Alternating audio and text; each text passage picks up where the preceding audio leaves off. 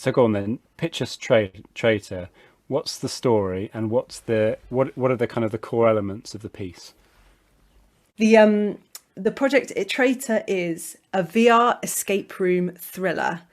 You and one other person are new recruits for an agency called the Digital Espionage Division. A girl who is also another agency representative, Emma McCoy, has gone missing from a base in Switzerland, and all she left behind was a backpack with a USB stick inside it. What the DED need to find out is what has happened to Emma and what is on the USB stick. It quickly transpires that it's a VR game that she made, but is it just a game? And as you investigate it together, what will you find out?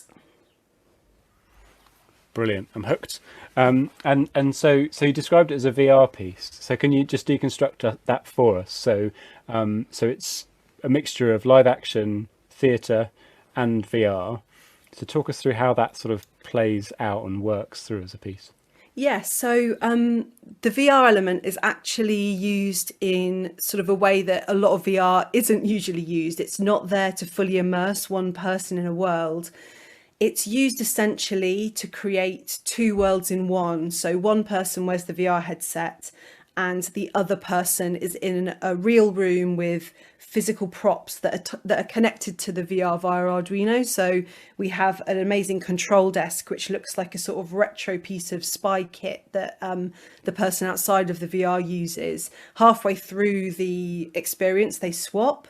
So what the VR does is creates this sort of it's like a black landscape that has a light up grid inspired by Tron. That's the sort of visual.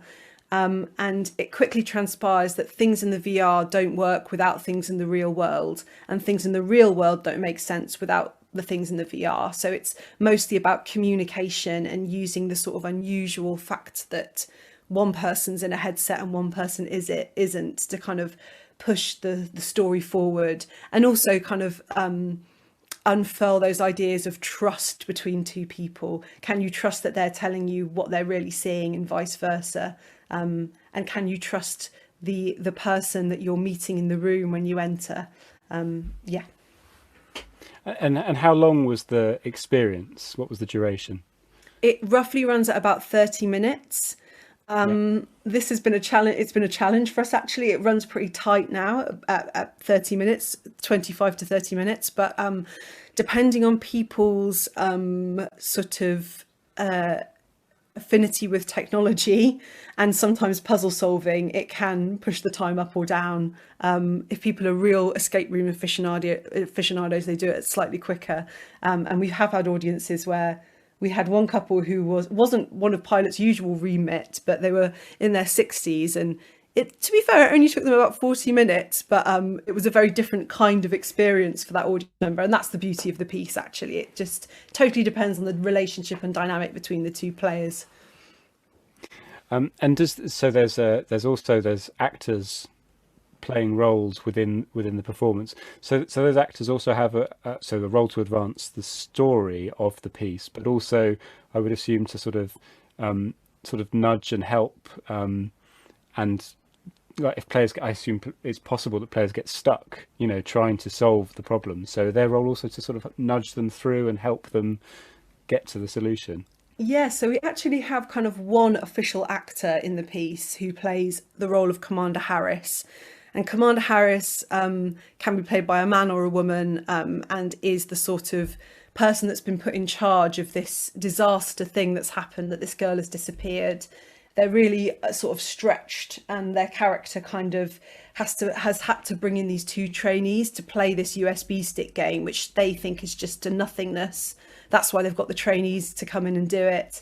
And that sort of role is there to kind of bring the emotional tension up as you see Commander Harris become more and more harassed by their boss on the phone when they're in the room, but also to kind of bring a sense of gravitas and pressure to the players that they've got to please them, they've got to get this done. It's absolutely important, and they're also there to kind of plunge the players into the onboarding of the game, explain the story, bring them into the world. It's sort of like that kind of West Wing walk along the corridor while I explain the situation moment with these two people. That's the kind of thing we're going for. And then we've also got Agent Miller, who is also could be played by anyone. There's any gender. Who is in the room and is actually a technician and is running the experience, so secretly running the VR. So sorry for anyone that's going to see it, but that's ruined it for you now. But they're running the VR, but they also kind of have some sneaky role in kind of shaping, making sure that if someone's really off the mark, as people sometimes go with looking at clues, they go down one route, that they kind of steer them back in the best possible way.